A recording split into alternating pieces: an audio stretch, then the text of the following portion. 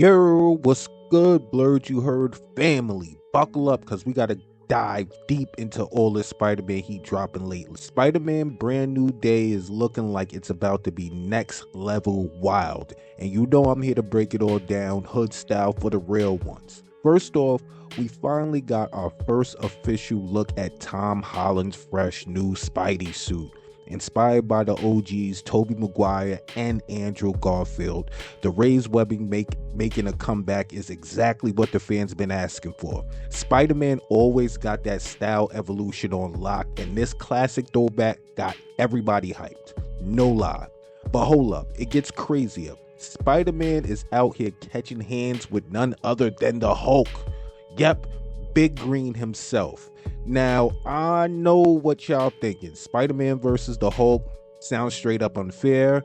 It sounds like we'll have a Captain America 4 situation on our hands again. But trust Marvel to cook something special. Word is Spidey's gonna need some help in this scrap. And guess who Marvel is calling for backup? The Punisher. But it ain't that simple. Punisher ain't exactly your typical team player as we saw in Daredevil Born Again. Frank, stop! So expect some serious tension. Speaking of tension, our boy Punisher is gearing up for something huge. Rumors are swirling that he's about to rock that infamous War Machine armor straight out of the comics. If this goes down, it's officially game over. Picture Punisher rolling up, decked out in Stark level tech, ready to handle business against Spidey and Hulk. Sheesh. This film's action scenes already sound legendary. And talking about action, they just started shooting a scene where Punisher and Spider-Man are beefing over a DODC transport convoy. Y'all remember the Department of Damage Control from previous projects? These dudes always into something shady. It sounds like whatever's on that convoy may be some type of Stark tech. Everybody's trying to get their hands on it.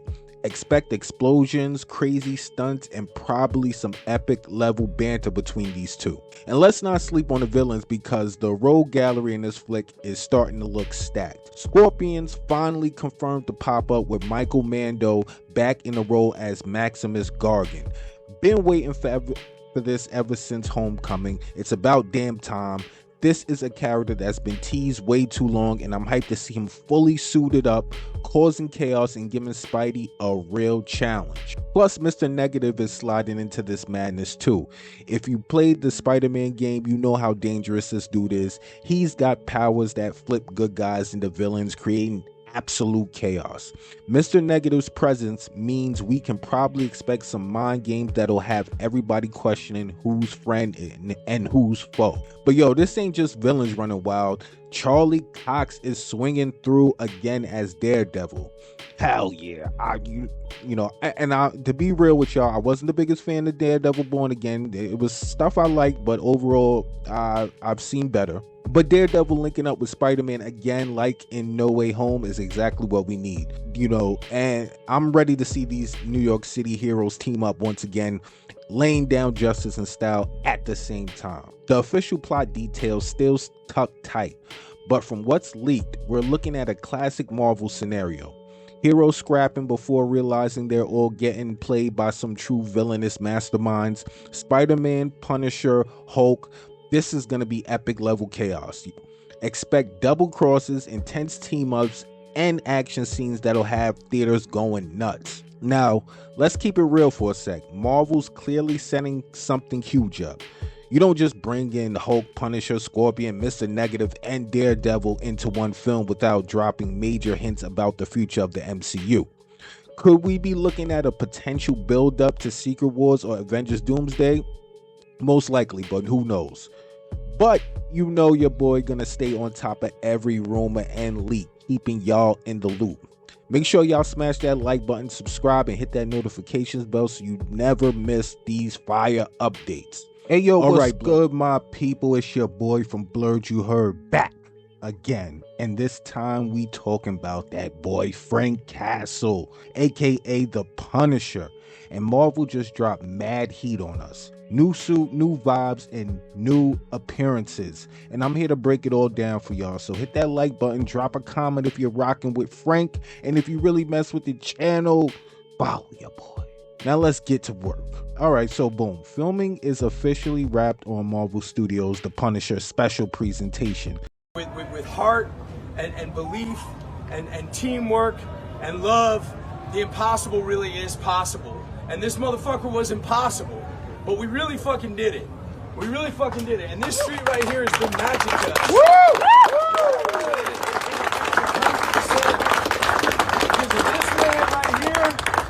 Set to drop on Disney Plus in 2026. Yes, you heard that right. Frank Castle back in action. Full tactical gear, skull on chest looking crispy again. And it ain't some PG watered down nonsense either. Jon Bernthal himself been talking spicy about his project. He said it's visceral, psychologically complex, unforgiving, and no holds barred. He even pitched this version of Frank Castle himself to Marvel. That's how serious he is about doing this character justice. This is what Jon Bernthal told EW.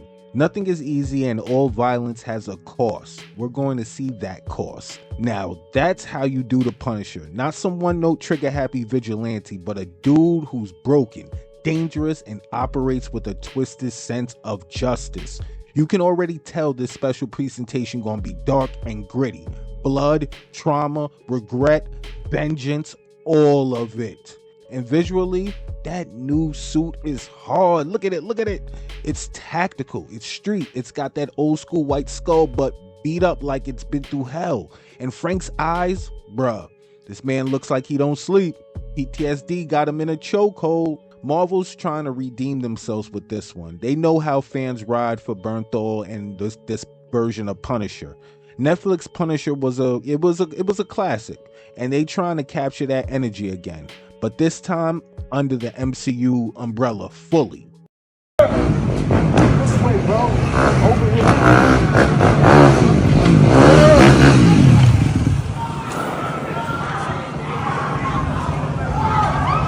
But that's just the beginning, because after the Punisher special presentation, Frank Castle got more smoke lined up. Let's talk Spider-Man Brand New Day. So check this. Jon Bernthal's Punisher is confirmed for Spider-Man Brand New Day. Obviously, we've seen a lot of leaks. I covered it in a previous video. Go check out my last Spider-Man video. But this is all dropping in 2026. The twist though, Kevin Feige said this version of Frank gonna be different. Different how? We already getting clues, people. Leakers are saying Punisher in this movie is gonna be moving like the Winter Soldier did back in the Winter Soldier movie. Quiet, deadly, a weapon out of control. We don't know yet. But the fact they're comparing him to Bucky in his assassin phase, that got my ears perked up. That fits too, especially if Spidey's facing off against Mr. Negative, Scorpion, and a whole lineup of gang-related villains. Frank might be out here cleaning house with zero mercy. Some people worried Marvel gonna water him down in the Spidey film, but low-key this might be Marvel's way of testing how far they can push that PG-13 limit before going full R-rated in future shows or movies. Also, it makes sense story-wise. Peter Parker back in his broke street-level phase. He ain't in space no more. He ain't chilling with Strange or the multiverse. This is the streets. And when the streets get dark, the Punisher comes outside. Imagine Frank Castle and Peter Parker forced to work together, but with completely different methods. Peter trying to save dudes, Frank trying to put him 6 feet under. That moral clash is gonna hit. And if Frank been operating as a ghost underground since the blip, maybe the government finally cut him loose like a wild dog, that Winter Soldier energy could mean he's being used by somebody or he just lost it all. Bottom line, the Punisher is back and Marvel's not playing no more. Jon Bernthal cooking up a storm in his special presentation. He's sliding into Spider-Man Brand New Day, and he's even popping back up in Daredevil Born Again Season 2. It's the Punisher era, people. Let me know in the comments. Y'all think Marvel gonna do him right like they did in Daredevil Born Again, or are they gonna play it safe? And what do y'all think about him showing up in Spider-Man's world? Make sure you like, subscribe, and tap that bell if you're really rocking with the content. If these Spider-Man Brand New Day leaks are real, we're getting organic webbing, Jean Grey in the MCU, which I've talked about, Punisher teaming with Peter, and a straight up man-spider transformation. Yeah, this ain't friendly neighborhood no more, gang. Let's go. I gotta talk about this because if Marvel actually pulls this off the right way, this might be the most comic accurate, psychologically dark Spider-Man story we've ever gotten in live action. And if you've been rocking with me, you know I've been begging for Marvel to let Peter suffer again. So today we're breaking down the organic webbing mutation, the Punisher street level alliance, Jean Grey possibly entering the MCU, the Scorpion and Tombstone setup, and that horrifying final monster transformation. Let's get into it. So first big rumor, Peter gains organic webbing. Not mechanical web shooters, not Stark tech, biological webs coming out of his wrists like the Raimi films and the 90s animated series. But here's where it gets wild. The rumor says Peter knows something is happening to him. He's not caught off guard. He's actively trying to understand and control the mutation. So it sounds like the movie Brand New Day probably starts off with Peter already going through some of these changes, but we'll have to wait and see. And apparently he even discusses gene mutation with Bruce Banner. Now pause. This is important. Because if Peter's spider bite is still altering his DNA years later, that means we're getting a progressive mutation arc. And they're comparing it to The Fly, body horror, which sounds like they're adapting the man-spider storyline that, you know, if you grew up in the 90s and whatever, you're probably familiar with man-spider. If they really show Peter slowly losing control of his humanity, that's cinema, that's trauma, that's Spider-Man. Now let's talk about Frank Castle. The trailer reportedly opens with Punisher and Spider-Man together, talking about the Spider-Man Brand New Day upcoming trailer. And Spider-Man is fighting the Hand. Yes, the Hand. That means we're fully in street level MCU territory now. Daredevil world, Punisher world, Tombstone, Scorpion, grounded martial arts choreography, Shang-Chi style combat, less CGI flipping, more brutal hand to hand.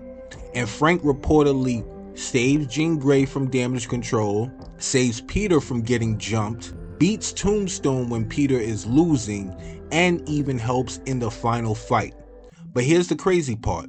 In the final battle, Peter can't control the mutation. He becomes a creature and fights Punisher, Professor Hulk, and Jean. That's wild, people.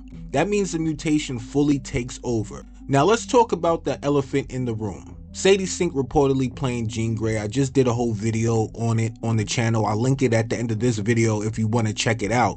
But this is pre-X-Men Jean Grey, reportedly. Possibly a hunted mutant. If that's true, this is Marvel quietly seeding the mutant era through Spider-Man. And think about the layers here.